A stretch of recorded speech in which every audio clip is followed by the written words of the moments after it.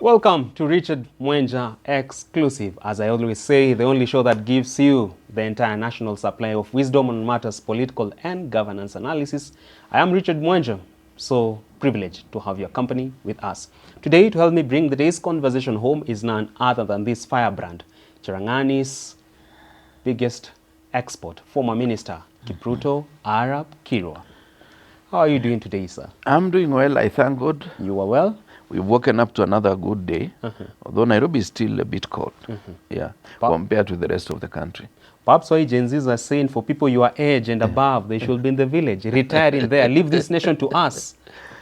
We've proven to be those who can take concern with governance issues, unlike your generation. Do you support that argument? Well, every generation has its own share of challenges.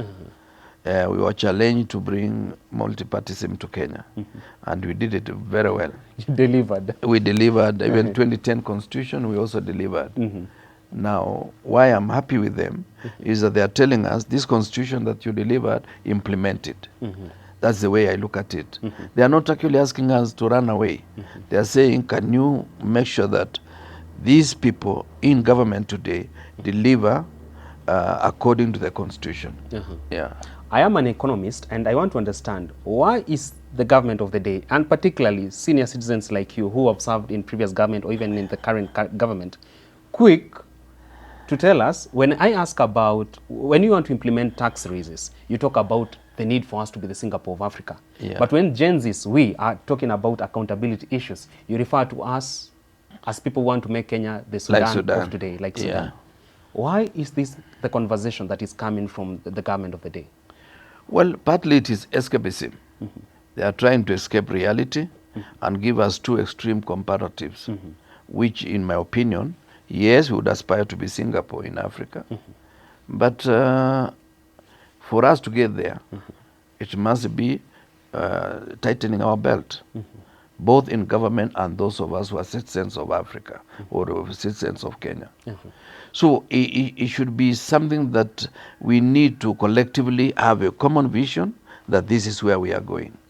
So to threaten young people that we are going to be like Sudan, Sudan never invited itself to that.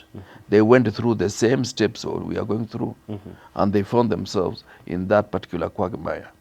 Remember the other day when we released the army to the streets, almost against the constitution, because the passage of that motion was done in a very suspicious way. Up to now, I have not been informed that there is answered, because any documentation or parliamentary proceedings must be done through a verbatim report called the answered, which gives us exactly what happened. It was gazetted before Parliament allowing that gazettement to take place. So it worries me. We seem not to realize that we need to be doing the right thing, so that Kenyans realize we do not have impunity that we have always been fighting against. Sure enough. Yeah. You are a seasoned politician and governance expert in this country, and we are now seeing sort of a handshake, but one, as you said earlier on, that wears a tie under the banner of the need to create a broad-based government. So now Raila Odinga is seemingly in bed with the government of the day. And I want to understand, how lethal is this political infrastructure, that is William Ruto, Raila Odinga versus the Gen Z? How does that weigh out from your end? It is a very dangerous arrangement in the sense that the opposition has been a safety valve for the people of Kenya. They know when somebody forms the government, the other one goes to the opposition to check the excesses of the government. The moment Raila's team is seen to be in the government, Raila himself will lose a lot of bonga points. Number two, the government will have very little room to maneuver. And the GNCs will feel all has been lost, and therefore they will take it a notch higher. And that may precipitate disruption of business the way we know it. Whatever they are calling it a coup, it may not be a coup. It may be people's takeover of the constitution under Article 1 that says power resides in the people. They can only donate it to elected representatives, but when the situation does arise, they take it back and they exercise it directly themselves. And it may be occupying parliament again, occupying various counties, occupying various assemblies within the 47 counties, and perhaps occupying State House, the seat of power. Sure. So you cannot be saying this is anarchy. You allow anarchy to precipitate itself, it will come. Because under Article 1, the Constitution is very clear.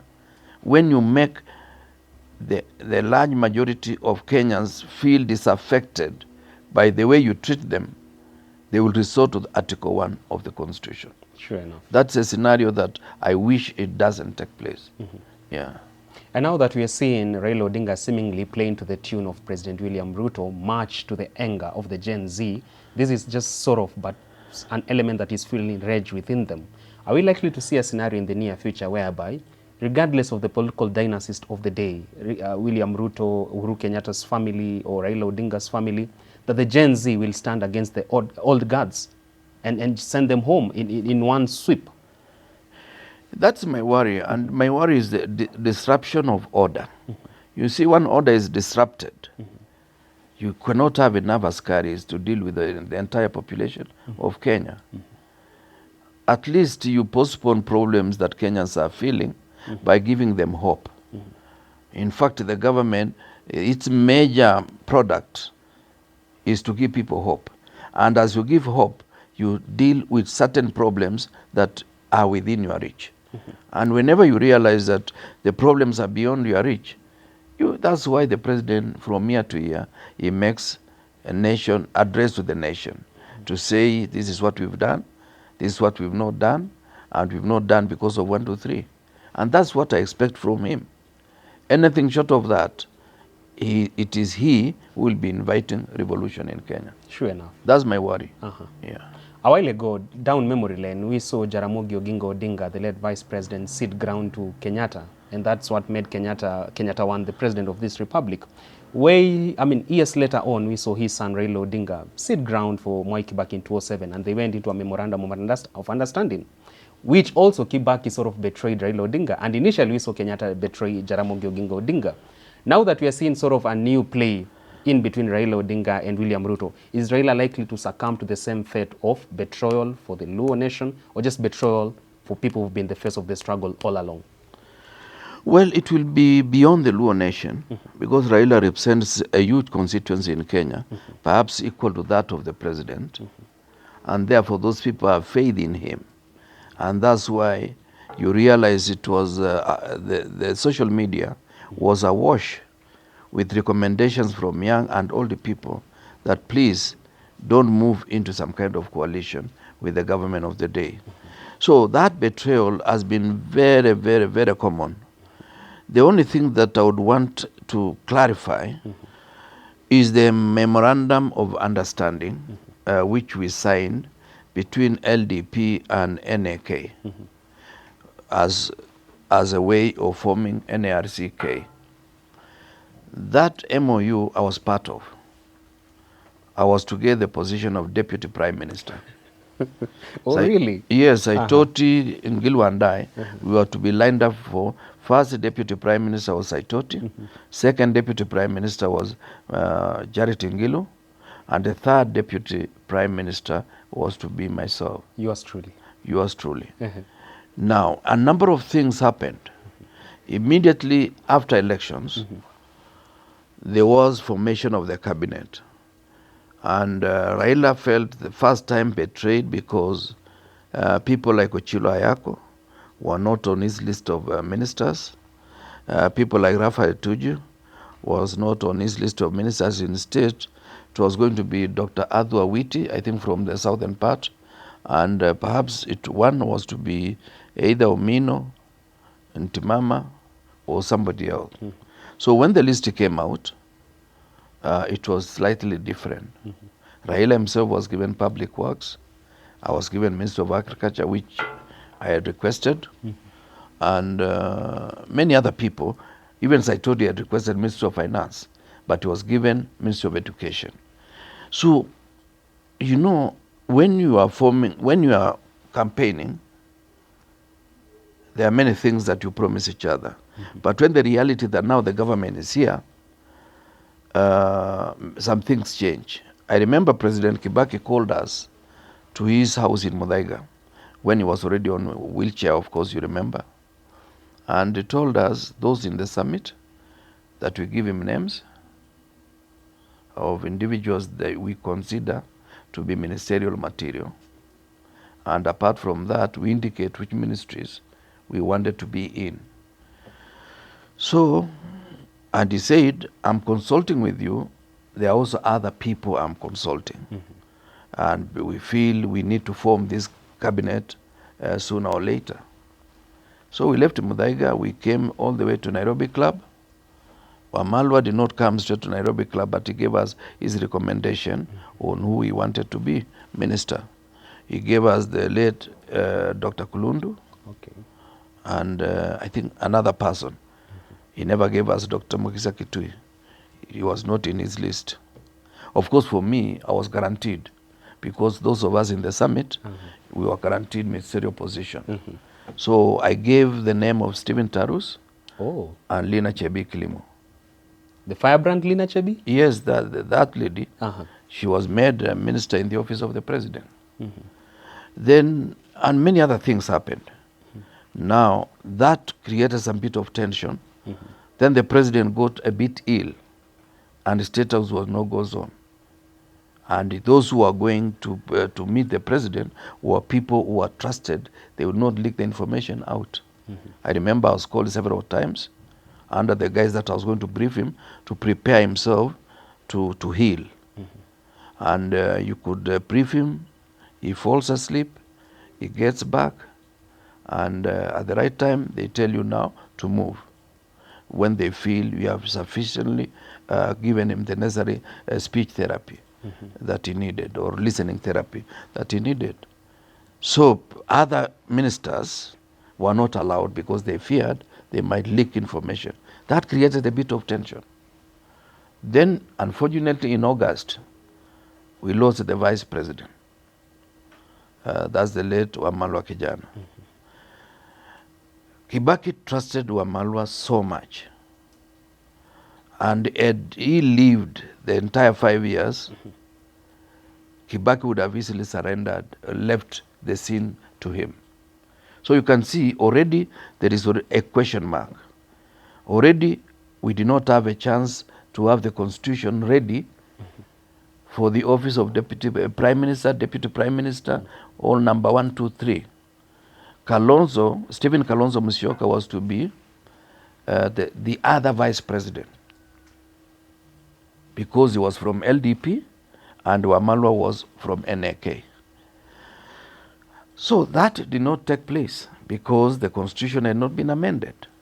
That created a bit of tension, and that came to the climax during 2005 referendum, where half of the cabinet went orange and half of it went banana, where orange meant no and banana meant yes. That created that tension. So it is not entirely true that Kibaki was to serve 1 term. That was not in the MOU that I signed. And I don't know who is keeping it, because some of the stories I hear from the public are stories that never took place. But I would blame it on those who were so close to Kibaki. I was one of them, but not as close as the kitchen cabinet, because there were people like the Honorable Kiraitu Murungi, the Honorable Murungaru, and a few other people who, for some interesting convenience, almost forgot that this was a joint partnership with other people who may not have agreed with us 100%, because I chose to join NAK from Kanu, and others left Kanu when there was the fiasco in Kasarani, where it was clear none of the members who left Kanu were going to be presidential candidates. President Boy having chosen President Uhuru Kenyatta to be the candidate for Kanu in 2002. So they came to us out of a fiasco that had taken place. but we did not have time to bond. It was about October, and they had been in Kano all along. Now, when they came to us, we didn't bond, and therefore there was a bit of confusion, and there was a bit of disquiet and lack of trust. Well, I think I've said that, but as to whether Kibaki betrayed them, yes, it could be betrayal of a kind. But you can see the circumstances that developed. We had lost even another minister earlier because of the plane crash, the then Minister for Labour from Northeastern. Oh, okay. Then later on we lost another minister, Geoffrey Parpai. We lost another minister, Karisa Maitha. So we lost, well, others were assistant minister that we lost on a plane crash in Marsabit, including the late Dr. Bonaya Kodana, Dr. Kuraja Kalkalo, and even Miruki Kariuki, who was assistant minister in the office of the president and also MP for Nakuru town. All these things happened within that particular period. Kibaki was unwell for almost half the year. That is 2003, because after the road accident, he got some stroke or something close to that, because I'm not a medical person. So his capacity was impaired by almost 50%. So he recovered slowly.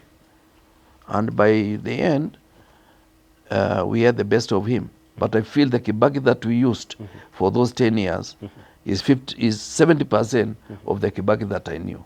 So to close my concerns on that subject of political betrayal, Yeah. even with this seemingly backdoor handshake between Raila Odinga and President William Ruto, would you then advise Raila Odinga even to treat it with contempt, because any time he could be left at the 11th hour?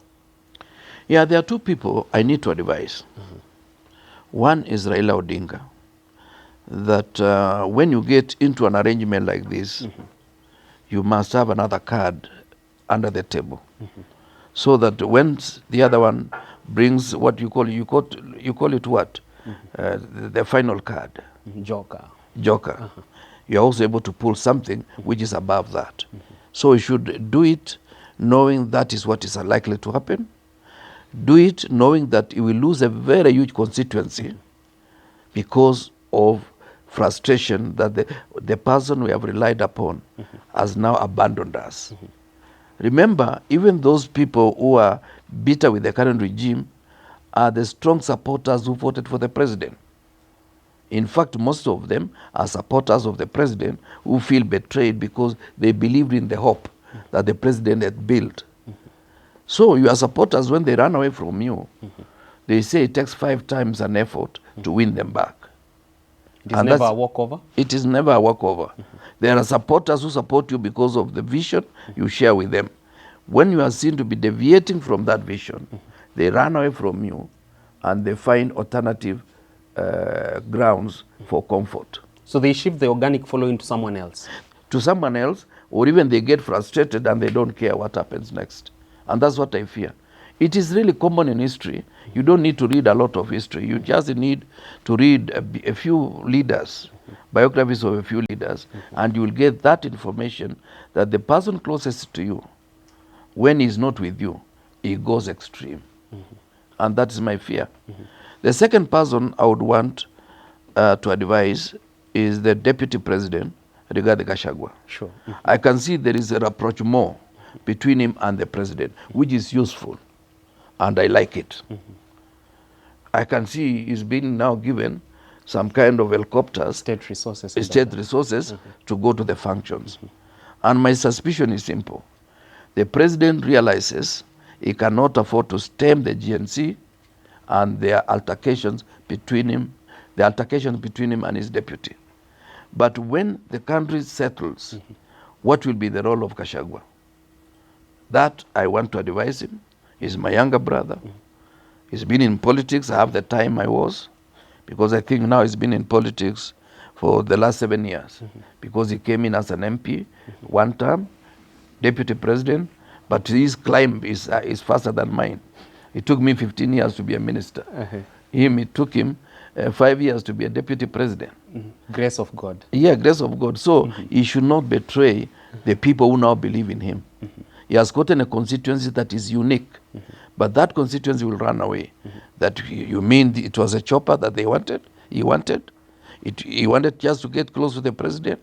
And when people run away from you, it takes 5 times an effort to bring them back. To win them back. To win them back. So from where you sit as your footnote, Yes. the president still has a battle to square it out with Rigathi Gachagua. He has only suspended it. He has suspended. To settle the fight at hand right now, which is the Gen Z. Yes, there is so much heat that now he's forced to deal with the issue, then now continue cooking. And for Raila Odinga, you've talked about the need for him to have a card under the table. Yes. One that he can splash out whenever Anytime, he's betrayed by Ruto. Yeah. But don't you think this card is the Gen Z movement, which is quickly fading away from his pocket? This is the card that he should have had under his table. Well, he has to make a choice now. If Gen Z, possibly a large proportion of them would have believed Raila can give them alternative, either by supporting somebody else or by himself running as a candidate. But now, when they go away, it will take them a lot of time to come back. And they may never go back to him. That's my worry.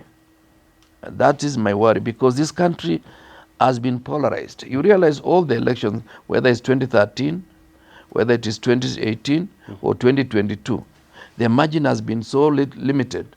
One gets about 49%, the other one gets 51%, and there is dispute. People don't know. Did you get 49 or did you get 48 and the other one got 50? You know, those are some of the issues that you realize the country is polarized. There are those who are on this side and those who are on this side. And also the other thing, Richard, that you need to remember, that even some political players who are now in Kenya Kwanza may choose to go the other direction.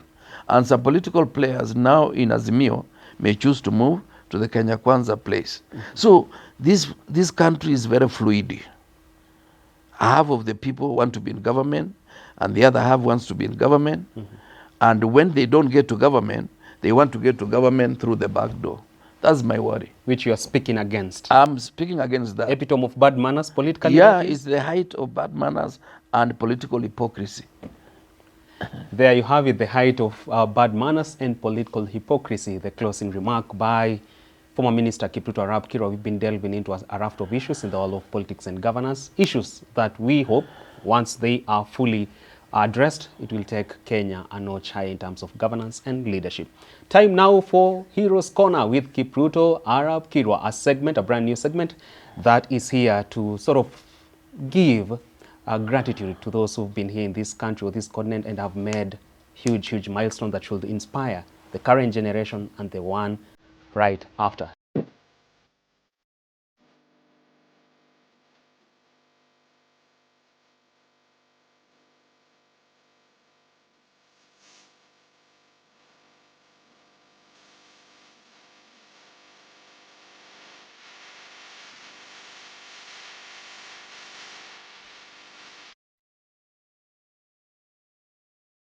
Thank you so much. My hero at this particular corner is Thomas Isodos Sankara, born 1949 in what was called Upper Volta.